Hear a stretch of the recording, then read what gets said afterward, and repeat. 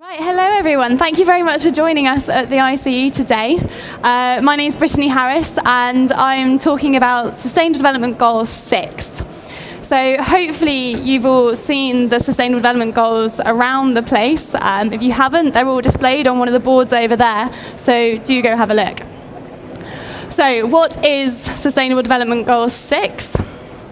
Well, it looks at the obvious things: safe drinking water, access to sanitation, but it also looks at pollution, resource management, and also collaboration across borders for increasing the way that we manage our water. So the UK is obviously very good at some of these things. We have access to safe drinking water in apparently 100% of the UK, which is brilliant, and most of us, or all of us in the UK, have access to some form of safe sanitation. So us here, it's not such a problem. But around the world, these are more pressing issues. However, in the UK, we do have issues with other areas. For example, many of our rivers are still considered polluted. And it's something that has come out in the DEFRA 25-year plan, that they're really going to focus on improving the water quality of our rivers and reducing pollution. We're also experiencing drought. So in the UK, it seems a bit mad, given the amount that flooding gets publicised in the media of too much water everywhere, we're all drowning, what are we going to do? But actually, London is in a perpetual state of drought, and it's only going to get worse. Bristol, where I'm from, is also at a really high-risk area for drought. So managing our water and managing our resources is going to become a more crucial element in the future. And it's something that Ofwat and all of our utility companies are having to think a lot more about. So what's our government doing about the goals? Well, in March last year, they released the 2030 agenda, which you can find online, and that goes through all 17 goals and says what we're doing in the UK at home and also what we're committed to abroad. So in the UK, as I said, it's mostly focused on our rivers and also meeting our future water demands. But abroad, we're committed to try and get access to clean water and sanitation for more people, and DFID is taking ownership of that responsibility. So we've split the goals in the UK to our local responsibilities and our international responsibilities.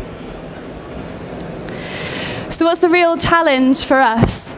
Well, pollution, as we've all seen in Blue Planet 2, that awful image of the turtle with the straw up its nose, is a major issue, and in the developed world, in the West, we are massive contributors, particularly to plastic pollution. So this is one of the main things that we've been targeting recently in the UK. So what are the kind of things that drive these changes? Well, obviously, policy, legislation. The plastic bag tax actually has had a massive impact on the way that we use plastic in the UK. They've seen an 83% reduction in the number of plastic bags used in shopping centres just in the first year. So that's a massive impact that we can have by implementing relatively simple legislation. But it's also about awareness and attitudes and education. I had a lovely moment a couple of weeks ago where a guy in my office came up to me and he said, "Brittany, you wouldn't believe what my daughter said to me the other day. She came into the bathroom, smacked me on the hand and turned off the tap. And she said, 'Daddy, you've got to turn off the tap when you brush your teeth. It's wasting water.'" So the next generation really are getting a handle on these really small changes to our lives that improve our sustainability. And we're finding a lot of up-teaching from the younger generations to their parents and so on. But more of this awareness needs to come through, and schools are doing a great job, and the ICE obviously is focusing on this for those of us who have moved out of school now, to try and help us gain an awareness of how our work and also how our lives in general impact our sustainability.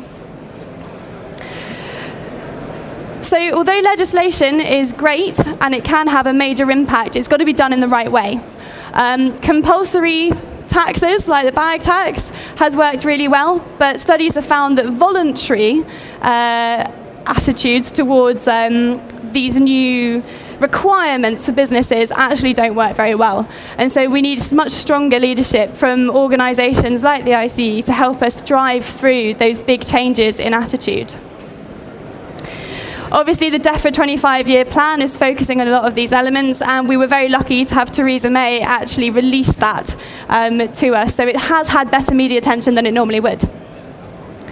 But ultimately, what we need to achieve the Sustainable Development Goals in general, and particularly Sustainable Development Goal 6, is action from people. It's about changing the way that you live your lives and the way that you work and how you approach your work as well. So in the Global Congress in October that the ICE is running, we'll be looking at the role of engineers in achieving those changes.